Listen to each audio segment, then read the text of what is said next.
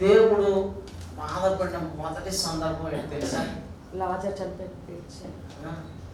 దేవుడు బాధపడిన మొదటి సందర్భం ఆదికాండం 6వ అధ్యాయంలో కనబడుతుంది. ఎక్కడ కనబడుతుందమ్మా?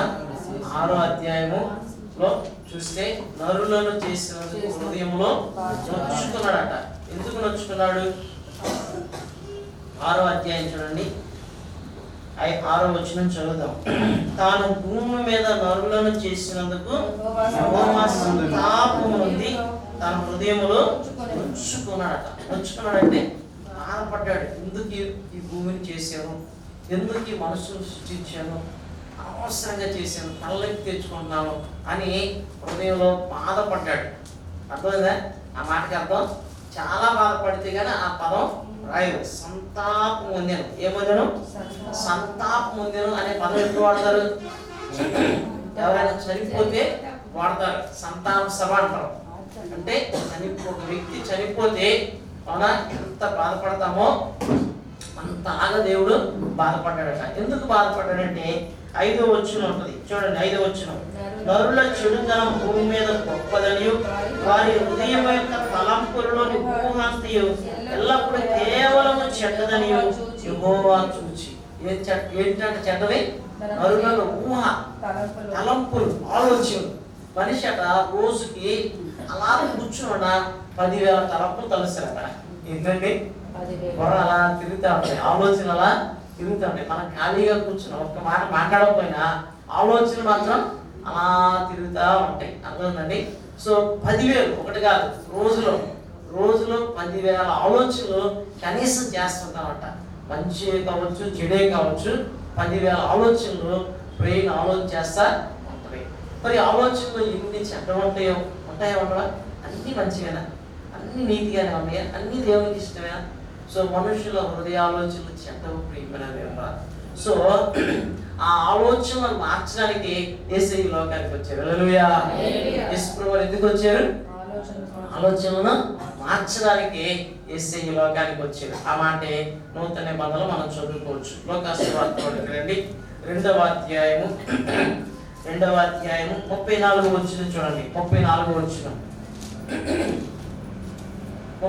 వచనం, సిమియోను వారిని దీవించి, వారినంటే యోసేపు మరియలను దీవించి, ఇదిగో అనేక హృదయాలోచనలు బయలుపడినట్లు ఇశ్రాయేలులో అనేకులు పడుటకును తిరిగి లేచుటకును వివాదాస్పదమైన గుర్తుగా ఈయన నియమింపబడి ఉన్నాడు.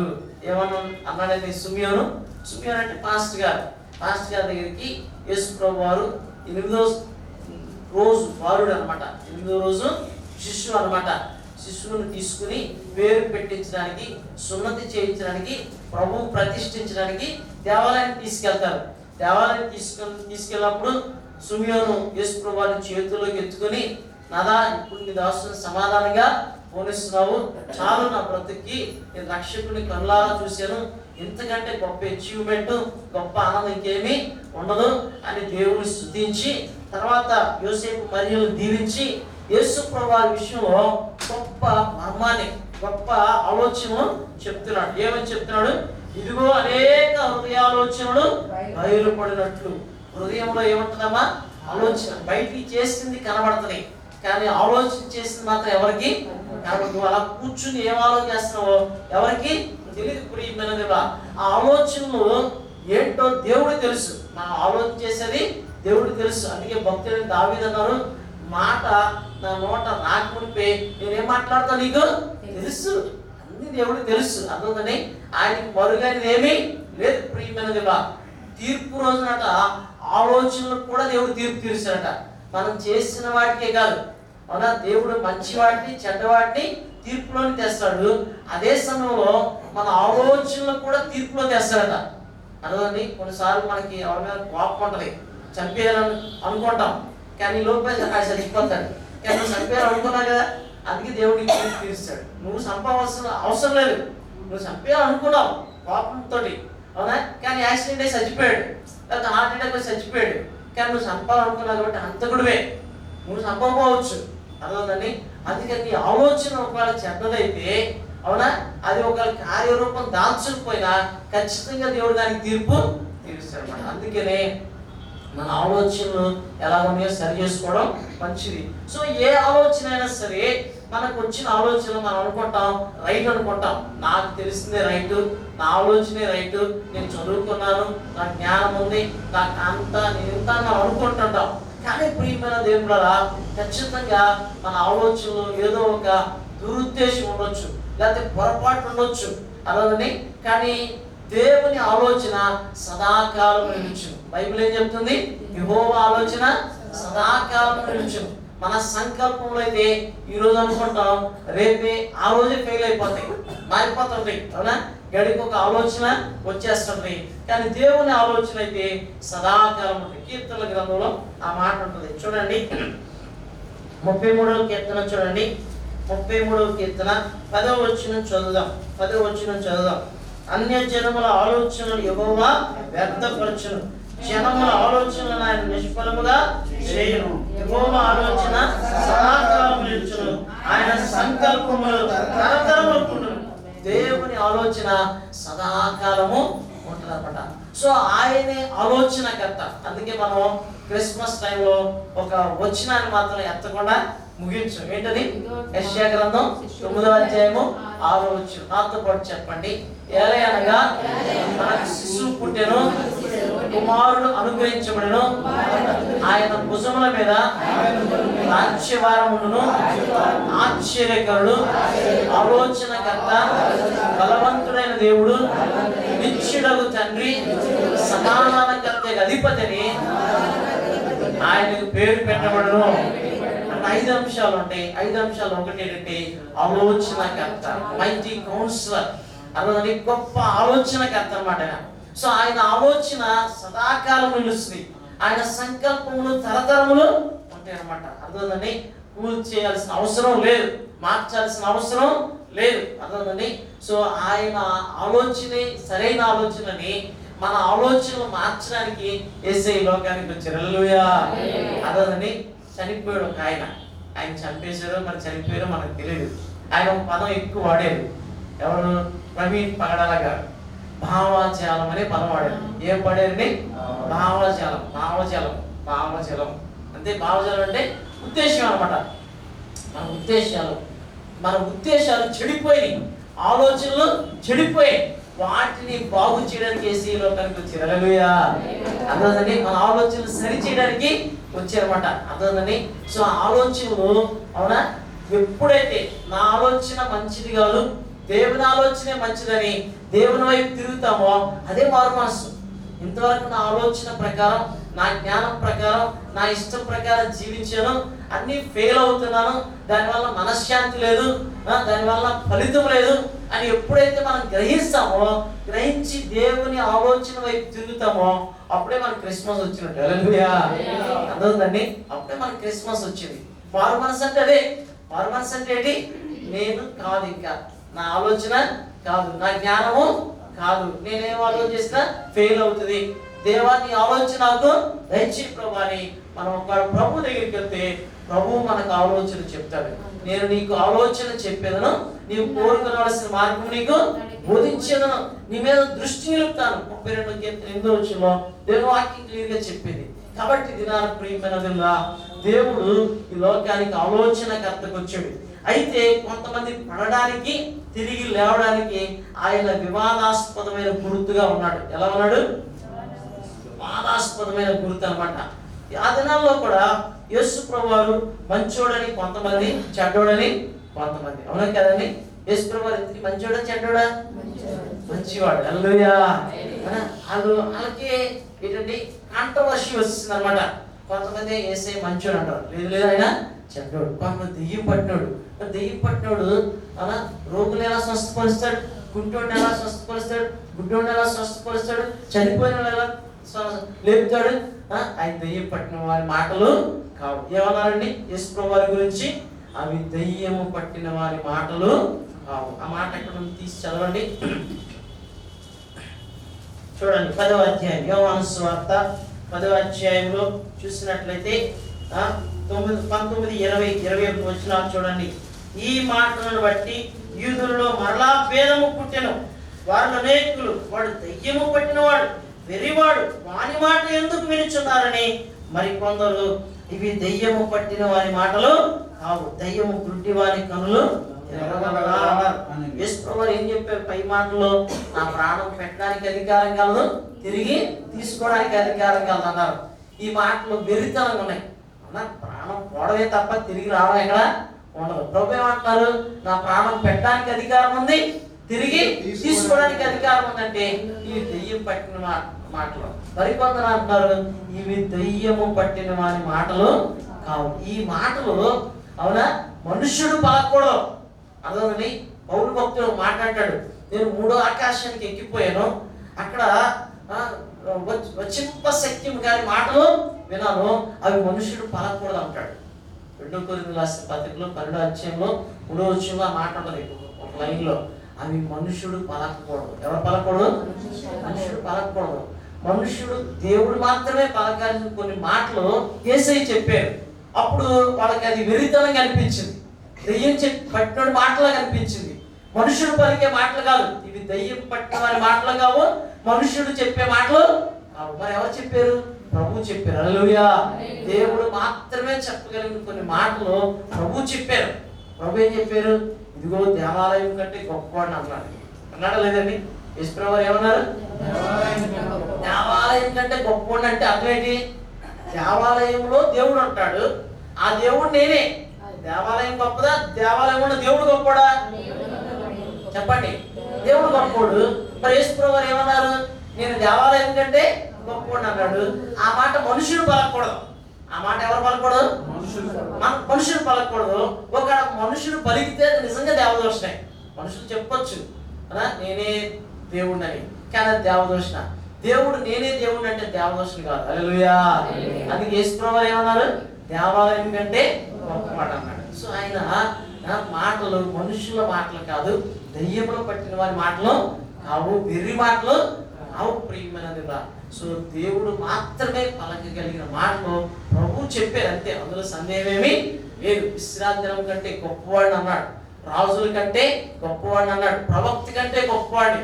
అలాగే ఇదిగో ప్రవక్త కంటే గొప్పవాడిని నేను మీతో చెప్పుచున్నాను. సో అందుకని ఆయన ఆలోచన కరెక్ట్ కాబట్టి శాస్త్రులకి పరిశీలన కెట్టలేదు. అంతే కదమ్మా. ఆ దినాల్లో యేసుప్రభువు ఆలోచన కరెక్ట్ అనమాట. ఆయన ఆలోచన ప్రజలు అనుసరిస్తున్నారు. మన శాస్త్రులు పరిచయాల ఆలోచన అంతా స్వార్థంతో, రాజకీయ లబ్ధితో, ధనాపేక్షతో ముడిపడి ఉంది. అర్థం? దేంతో ముడిపడి ఉంది? ధనాపేక్షతో. ధనం. యేసుప్రభువుని నమ్ముకుంటే దేవాలయంలో డబ్బులు రావు కదా, అందరూ యేసయ్య గారికి వెళ్ళిపోతారు, దేవాలయంలో డబ్బులు రావు అనమాట. అవునా? ఈరోజు సమస్య అదే. అవునా? సో అందుకని రాజకీయ లబ్ధి కోసం యేసయ్యను అసూయ చేత చంపేయాలనుకున్నారు, అలాగే సాధించారు. అయితే విషయం ఏంటంటే యేసుప్రభువు ఈ లోకానికి వచ్చింది మనుషుల ఆలోచనలను బయట పెట్టడానికి. ఏం పెట్టడానికి? ఈ ఆలోచన నీకే తెలియదు. నువ్వు నేను అనుకుంటాను నేను ఆలోచన రైట్ అని, కానీ అది అవునా తప్పు అని, రాంగ్ అని అవునా దేవుడు బయలుపరుస్తాడు. అప్పుడు మారు మనసు పొందుతాం. హల్లెలూయా. కొన్నిసార్లు ఇలా కొట్టుకుంటాం, చా ఇలాగ ఆలోచన చేసేటని అలానే కదండి. బైబిల్ చదువుతున్నప్పుడు మనకు అర్థమవుతుంది, చా ఇలాగ ఆలోచన చేసి నేను నాలుగు ఇలాగ ఆలోచన చేయొచ్చా, నేను ఇలాగ ఆలోచన చేయొచ్చా అని మనకి వాక్యం చదువుతున్నప్పుడు బుద్ధి వస్తాయి. ఏమొస్తుందమ్మా? బుద్ధి వస్తాయి. అవునా? దేవుడిని తెలుసుకున్నాక మన ఆలోచన మారిపోద్ది. అర్థండి, మన ఉద్దేశాలు మారిపోతాయి, మన భావము మారిపోద్ది అనమాట. అందుకని దినాన ప్రియమైన దేవుడ యేసు ప్రభువారు దగ్గరకు వస్తే మన ఆలోచన బయటపడుతుంది. కాబట్టి అప్పుడు మనం ఏం చేస్తున్నామంటే అవునా ఇష్టం ఉన్నవాళ్ళు, అంటే పశ్చాత్తాపం ఉన్నవాళ్ళు, సత్యాన్ని ప్రేమించేవాళ్ళు, బాగుపడాలనుకునేవాళ్ళు ఆయన ఆలోచనలోకి వెళ్తున్నారు. ఇష్టం లేని వాళ్ళు తిరుగుబాటు చేస్తారు. ఏం చేస్తారు? అని పడిపోతారు అంతే. అందుకే ఏం రాసింది? మళ్ళీ తీయండి, లోకాసు వార్త 2వ అధ్యాయం 34 వచనం. సిమియోను వారిని దీవించి ఇదిగో అనేక హృదయాలోచనలు బయలుపడినట్లు ఇశ్రాయేలులో అనేకులు పడుటకును తిరిగి లేచుటకు. ఏంటండి? పడడానికైనా తిరిగి లేవడానికైనా యేసయ్యే కారణం. హల్లెలూయా. అర్థమండి? నువ్వు ప్రభువు నమ్మకపోతే, ఆయన ఆలోచన ఒప్పుకోకపోతే పడిపోతావు. ఆయన ఆలోచన ఒప్పుకుంటే తిరిగి లేస్తావు. నువ్వు ఏ స్థితిలో పడిపోయినా తిరిగి లేస్తావు. హల్లెలూయా. దేవుని ఆలోచన మనం నిలబెడుతుంది. ఏం చేస్తుందండి? నిలబెడుతుంది. ప్రియమైనది మన ఆలోచనను బట్టి మనం పడిపోతాం, కానీ దేవుని ఆలోచన అయితే మనల్ని నిలబెడుతుంది ప్రియమైనది. అందుకే యేసు ప్రభువు ఆలోచనకర్తగా వచ్చాడు. ఇది మీకు ఆలోచన కావాలంటే, కౌన్సిలింగ్ కావాలంటే కౌన్సిలింగ్ సెంటర్స్ కాదు వెళ్ళాల్సింది, దేవుని సన్నిధిలో మోకరించాలి.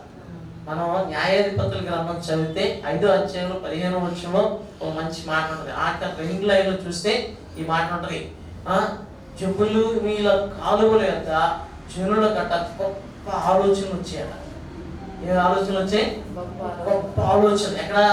జబ్బులు వీళ్ళ కాలువల యొక్క. అవునా? దేవుని వాక్యం దగ్గరికి వెళ్తే మనకు గొప్ప ఆలోచన వస్తాయి. హల్లెలూయా. అర్థమైంది? ఎక్కడికి వెళ్ళాలి? దేవుని వాక్యము. అవునా? దుష్టుల ఆలోచన చొప్పున నడవక, పాపుల మార్గం నిలవక, అపహాసకులు కూర్చుండు చోట్ల కూర్చుండక, యెహోవా ధర్మశాస్త్రమునందు ఆనందించుచు దివారాత్రము దానిని ధ్యానించేవాడు. అర్థమైందండి? నీకు ఆలోచన కావాలంటే వాక్యం దగ్గరికి రావాలి. ఎక్కడ రావాలండి? అందుకే వాక్యం చదువుతుంటే దేవుని ఆలోచన మనకు అర్థమవుతుంది, దేవుని మనస్సు మనకు అర్థమవుతుంది. ఏమర్థమవుతామా? దేవుని మనస్సు, దేవుని ఆలోచన అర్థమవుతుంది అనమాట. అందుకే వాక్యం చదవాలి. వాక్యంలో దేవుడు తన ఆలోచనను లిఖింపు చేసి ఉంచాడు, తన చిత్తాన్ని లిఖింపు చేసి ఉంచాడు. మనం చిత్తం అనే పదం వాడతాం, అర్థమైందండి? ప్రత్యక్షత అనే పదం వాడతాం, అర్థమైందండి? కానీ అదేంటి? దేవుని ఆలోచన. వాక్యం అంతా ఏంటమ్మా?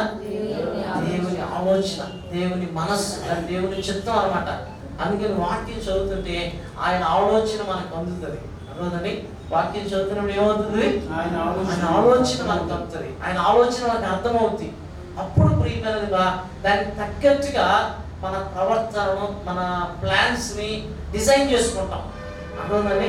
అప్పుడు అది సక్సెస్, అది మనకి ఆశీర్వాదం, అది మనకు మేలు ప్రియమైనది. కాబట్టి దినాన నువ్వు పడాలన్నా తిరిగి లేవాలన్నా దేవుని ఆలోచన ప్రకారమే వెళ్ళాలన్నమాట. ఇప్పుడు ఆయన వివాదాస్పదమైన గుర్తుగా ఉన్నాడు ప్రపంచం మొత్తం మీద. అవునా? ఎక్కువ స్మరించబడుతున్న నామం ఏదైనా ఉందంటే ఎక్కువ ద్వేషించబడుతున్న నామం ఏది ఉందంటే నామే. అయితే ఈ ప్రవచనం హల్లెలూయా అంతే కదమ్మా. వివాదాస్పదమైన గుర్తు, అవునా? కానీ సగం మంది ఏమో, సగం కంటే ఎక్కువ మంది ఏమో అవునా ఆయన ఆరాధిస్తున్నారు, చాలా మంది ఏమో ఆయన్ని ద్వేషిస్తున్నారు, అవునా? కానీ ఎందుకు? ఆయన ఆలోచన ఇష్టం లేక, ఆలోచన ఇష్టం లేక. యేసుప్రభువు అదే మాట చెప్పారు, ముందే చెప్పారు. చూడండి, యోహాను సువార్తలోనికి రండి, 3వ అధ్యాయంలోనికి రండి. 3వ అధ్యాయంలో ఆ మాట మనకు కనిపిస్తుంది. 3వ అధ్యాయంలో 19వ వచనం నుండి ఈ మాటలు మనం చదువుకోవచ్చు. ఆ తీర్పు ఇదే, వెలుగు లోకంలోనికి వచ్చిన గాని తమ క్రియలు చెడ్డమైనందున మనుషులు వెలుగును ప్రేమింపక చీకటినే ప్రేమించింది. యేసుప్రభువు ఎవరండి? వెలుగు. అవునా? మంచి ఆలోచన, అవునా? మంచి స్వభావం. యేసుప్రభువు ఎవరండి? సత్య స్వభావం అనుసరించి ఆలోచన చేస్తాడు. ఆయన స్వభావం ఎలాంటిదట? చూడండి, యెషయా గ్రంథం 25లో మాట ఉంటుంది. యెషయా గ్రంథం 25లో ఆయన ఆలోచన గురించి ఉన్న మాట మనం చదువుకోవచ్చు. 25వ అధ్యాయం చూడండి, 21వ వచనం. యెహోవా నీవే నా దేవుడు, నేను నిన్ను హెచ్చించెదను, నీ నామమును స్తుతించెదను. నీవు అద్భుతములు చేసితివి, సత్య స్వభావం అనుసరించి నీవు పూర్వకాలంలో చేసిన నీ ఆలోచనలను నెరవేర్చింది. ఆయన ఆలోచనలు ఏంటట? సత్య స్వభావం అనుసరించి ఉంటాయట. సత్య స్వభావం, ఆయన ఆలోచన అంతా కూడా సత్య స్వభావం అనుసరించి ఉంటాయి అన్నమాట. చూసారా ఎంత మంచి మాట? హల్లెలూయా. అందుకే నీవే నా దేవుడు, నిన్ను హెచ్చిస్తాను, నీ నామమును స్తుతిస్తాను. ఎందుకంటే నీ ఆలోచన సత్య స్వభావం అనుసరించి ఉంటది, అర్థమైందా? అందుకే ప్రియమైనదిగా యేసయ్య ఆలోచన సత్య స్వభావం అనుసరించి ఉంటది. కాబట్టి చీకటిని ప్రేమించేవాడు, పాపాన్ని ప్రేమించేవాడు, అసత్యాన్ని ప్రేమించేవాడు ఆయన ఆలోచనను ద్వేషిస్తారు. ఏం చేస్తారు? ద్వేషిస్తారు. ఆలోచన ఇష్టం ఉండదు, దేవుని ఆలోచన ఇష్టం. అదెంత మంచి ఆలోచన అయినా సరే వాళ్ళకి ఇష్టం ఉండదు. ఎందుకంటే వారు వెలుగుని ప్రేమింపక చీకటినే చీకటిని ప్రేమిస్తారు, పాపాన్ని ప్రేమిస్తారు. పాపం గురించి ఆలోచన చేస్తారు. ఇక్కడ కూర్చున్నా పాపం గురించి ఆలోచన చేస్తూ ఉంటాం. ఎక్కడో ఉన్నట్టు అర్థమవుతుంది, ఎక్కడో ఉన్నట్టు ఆలోచన చేస్తాం. అర్థమవుతుందండి. సో ప్రియమైన దేవుని బిడ్డలారా, అందుకే ప్రభు అంటున్నారు 20 వచ్చిన చూడండి మళ్ళీ, యోహాను సువార్త 3:20, దుష్కార్యం చే ప్రతివాడు వెలుగును ద్వేషించును, తన క్రియలు దుష్క్రియలుగా కనబడకున్నట్లు వెలుగునొద్దకు రాడు. దేవుడి దగ్గరికి వస్తే ఆయన చెడు బయటకు వచ్చేస్తాయి. చెడు అని ఒప్పుకున్నట్లు లెక్క. యేసయ్య నమ్ముకుంటే నాలో మంచి లేదు, నా ఆలోచన మంచి కాదు, అలా నాలో చెడు ఉందని ఒప్పుకున్నట్టు లెక్క. అదవుతుందండి. అందుకే రాదు చాలా మంది, అందుకే ప్రభు దగ్గర రాదు. ప్రభు దగ్గరికి వస్తే ఒప్పుకున్నట్టు లెక్క. ఏంటి ఒప్పుకున్నట్టు? నాలో పాపం ఉందని ఒప్పుకున్నట్టే, చెడు ఉందని ఒప్పుకున్నట్టు లెక్క. అందుకని రారు ప్రియమైన దేవుడు, అక్కడే తేడా వచ్చేస్తుంది అనమాట. అర్థమవుతుందండి. సో ఇది యేసయ్యే మనకు సరైన ఆలోచన కర్త. హల్లెలూయా. నేను ఒక పెన్ తీసుకుని అవునా ఒక 10 సెంటీమీటర్ల గీత గీయాలనుకున్నాను. 10 సెంటీమీటర్ల గీత గీసాను. స్కేల్ పట్టుకోలేదు, స్కేల్ పట్టుకోమని గీతలా గీసాను. అవునా ఇంకో బ్రదర్ వచ్చి అంటారు, బ్రదర్ మీరు చిన్నది గీసారండి, ఆయన ఇంకో గీత గీశారు. అప్పుడు ఆయన గీసింది రైటా, నేను గీసింది రైటా? చెప్పండి. ఎవరిది రైట్ అనేది ఎవరు చెప్పలేరు. కానీ నేను అంటాను, నేను ఎన్నోసార్లు గీతలు ఇలా కరెక్ట్గా గీసానండి అని అంటాను. అవునా అది రైట్ అవ్వచ్చు, రాంగ్ అవ్వచ్చు. ఇంకో ఆయన అంటారు మీరు చిన్నది గీసారండి అని ఆయన పెద్దది గీసారు. అవునా ఆయనది రైట్ అని చెప్పలేము, నాదని రైట్ అని చెప్పలేము. ఎందుకంటే స్కేల్ పెట్టి గీయలేదు. అదే స్కేల్ పెట్టి గీసాం అనుకోండి కరెక్ట్ గీస్తాం. అవునా కదండి, 99.9% కరెక్ట్ గీస్తాం. ఇప్పుడు మధ్యలో ఆయన వచ్చాడు. అవునా జైపాల్ వచ్చి నా దగ్గర స్కేల్ ఉంది, స్కేల్ పెట్టి మీరు కొలవండి అన్నాడు. స్కేల్ పెట్టి కొలవన్నాడు. ఇప్పుడు ఆయన స్కేల్ తేగానే నాకు పాపం వచ్చింది. మధ్యలో నేను చెప్పాను తెమ్మని. ఇప్పుడు నేను గీసింది చిన్నది, నేను గీసింది చిన్నది. అవునా కదండి, ఆయన గీసింది పెద్దది. ఇద్దరు తప్పే, ఇద్దరిది తప్పే. ఇప్పుడు ఆయన స్కేల్ తేబట్టి అవునా నాది తప్పని తేలింది, ఆయనది తప్పని తేలింది. ఈ స్కేల్ తేకపోతే నాది నేను రైట్ అని సమర్థించుకుంటాను, ఆయన రైట్ అని సమర్థించుకుంటాడు. అవునా కదా. ఇప్పుడు ఈ మధ్యలో వచ్చి స్కేల్ తెచ్చి అవునా మా ఇద్దరు బలహీనత పరువు తీసాడు. అవునా కదా. అందుకని జైపాల్ పట్టుకొని 4 ఉతికేసాం అనమాట. ఎవడు మధ్యలో తెమ్మన్నాడు. అవునా అవునా జైపాల్ సువార్తికుడైతే ఆయన చేతిలో ఉన్న స్కేల్ యేసయ్య. హల్లెలూయా. అర్థమవుతుందండి, అర్థమవుతుందన్నమాట. యేసు ప్రభువారే స్కేల్. స్కేల్ అంటే మాదిరి, కొలమానం. అర్థమవుతుంది. ఆయన మట్టపు గుండు. ఆయన ఎవరండి? యెహోవా చేతిలో ఉన్న మట్టపు గుండు. సరైన మట్టపు గుండు. చూడండి మేస్త్రి దగ్గర ఏమంటదమ్మా, మట్టపు గుండు ఉంటుంది. ఇలా గోడగా అవునా కిందగా ఉండలేదు కొలుస్తారు. అవునా కానీ యేసయ్యాట మట్టపు గుండు, యెహోవా చేతిలో మట్టపు గుండు అనమాట. ఆయనే స్కేల్, ఆయనే మాదిరి. అర్థమవుతుందండి. ఇప్పుడు ఏంటంటే మనం సువార్త చేస్తున్నాం. సువార్త చేస్తున్నప్పుడు ఆ ఆలోచన భావము చెడ్డది కాబట్టి అది బయటకు వస్తుంది. కాబట్టి మీరు యేసు ప్రభు గురించి చెప్పొద్దు అంటారు. హల్లెలూయా. అర్థమవుతుందండి. ఎందుకు మనం చెప్తుంది కోపం, ఆ ఆలోచన రాంగ్, యేసే ఆలోచన రైట్ కాబట్టి. అవునా అందుకే వాళ్ళు ఒప్పుకోరు. కానీ సత్యవర్తనుడైతే అయ్యో నేను చేస్తున్న ఆలోచన తప్పు, నా ఉద్దేశాలు తప్పు, నా జ్ఞానం తప్పు, నా మాటలు తప్పు, నా ప్రవర్తన తప్పు, నాలో చాలా చీకటి ఉంది, పాపం ఉంది అని అనుకుంటే ఆ వ్యక్తి సరైన ఆలోచన దగ్గరికి వస్తుంది. హల్లెలూయా. అప్పుడు ఆయన మారు మనసు పొందుతారన్నమాట. కాబట్టి దినాన్ని ప్రేమగా పౌలు గారు సువార్త చేస్తున్నప్పుడు ఒక మాట అన్నాడు అనమాట. కొరింథీయులకు రాసిన పత్రికలో ఉంటుందన్నమాట. మేము సాతాను కట్టిన దుర్గాలు పడగొడుతున్నాం అంటున్నాడు. సాతాను మన హృదయాల్లో మనస్సులో కట్టాడు. ఎక్కడ కట్టాడని? మనస్సులో చెడు బీజాన్ని అవునా మీడియా ద్వారా దుష్టుడు అవునా పంపించాడు. ప్రతి మనిషిలోనికి చెడు బీజం వెళ్ళిపోయింది, ద్వేషం వెళ్ళిపోయింది. ఒకటి దేవుడి మీద, రెండోది క్రైస్తవుల మీద, లోకం మీద చెడు భావజాలం వెళ్ళిపోయింది, చెడు ఆలోచనలు వెళ్ళిపోయాయి అనమాట. ఇప్పుడు వాటిని మార్చడం చాలా కష్టం. అది అంత తొందరగా ఆరోగ్యమైన. అందుకని ఒక స్కూల్లోనట స్కూల్లో ఒక క్యాప్షన్ రాశారు. ఏం రాశారంటే, దేవుడికి కూడా కష్టమైంది ఏంటంటే అవునా హృదయం అనే తలుపు తెరవడం. అవునండి, నీ అంత నువ్వే తలుపు తెరిస్తే ఆయన నీలోనికి వస్తాడు. హల్లెలూయా. అలాని వచ్చి నీ ఆలోచన మారుస్తాడు. మొదట నీ ఆలోచన మారితే నువ్వు మారుతావు. మనకు అనేక సమస్యలు 99.9% సమస్యలన్నిటి కారణం మనం చేసే ఆలోచనలో తేడానే. అర్థమైందండి. నీ ఆలోచన పాడైపోతే నువ్వు పాడైపోయినట్టు లెక్క. నువ్వు బయటికి బాగుండొచ్చు, కానీ ఆలోచన పాడైపోతే లోపల చెదపట్టిన పురుగులాగా అంతా తినేస్తూ ఉంటుంది నీ జీవితాన్ని. అర్థమైందండి. అందుకే వ్యర్థముగా ఆలోచన చేయకూడదు. ఎలాగ ఆలోచన చేయకూడదు?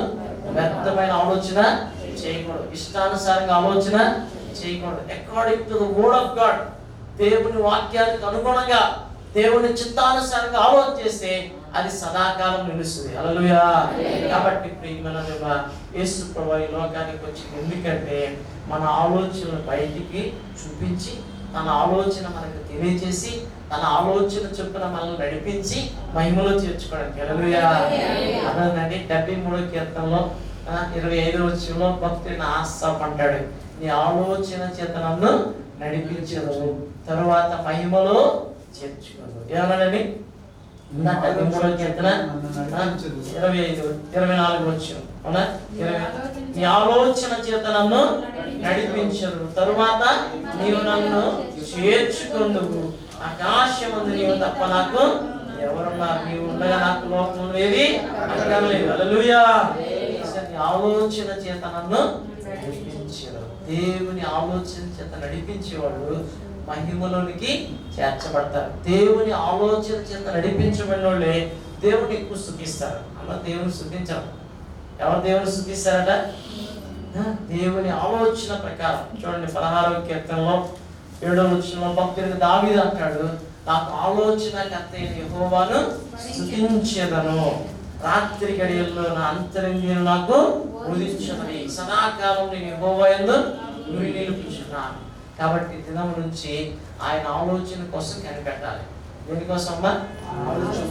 నా ఆలోచన మార్చు ప్రభువా, నీ ఆలోచన నాకు బోధించు ప్రభువా అని ప్రార్థన చేసుకోవాలి.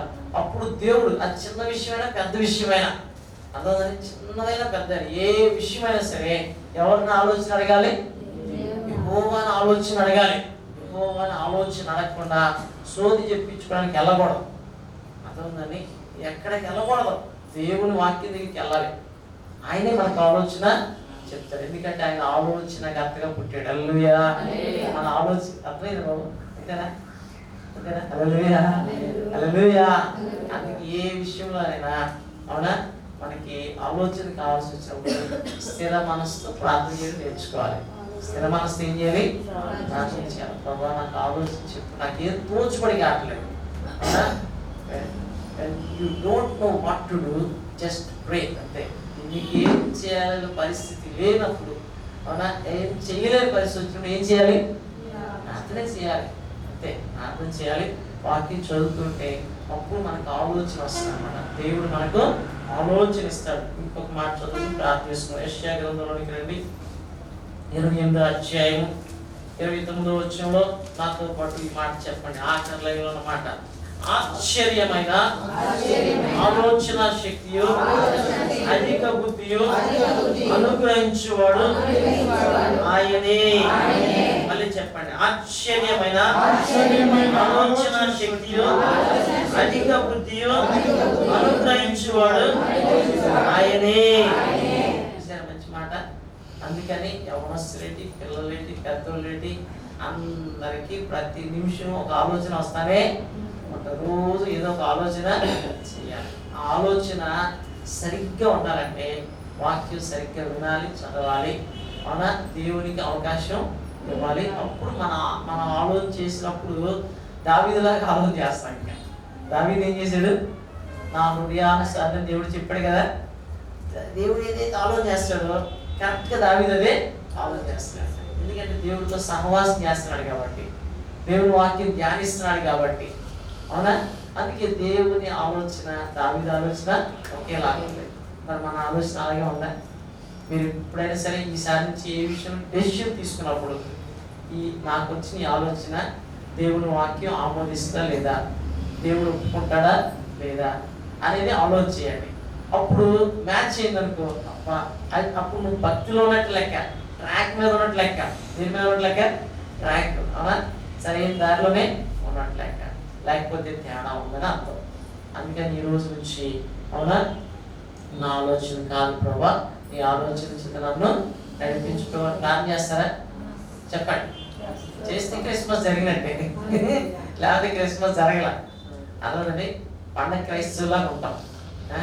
క్రీస్తు లేని క్రిస్మస్ చేసుకుంటాం. క్రీస్తు కలిగిన క్రిస్మస్ చేయాలనుకుంటే ఆయన ఆలోచనే. హల్లెలూయా, హల్లెలూయా. లేచి నిలబడండి, ప్రార్థన చేసుకుందాం.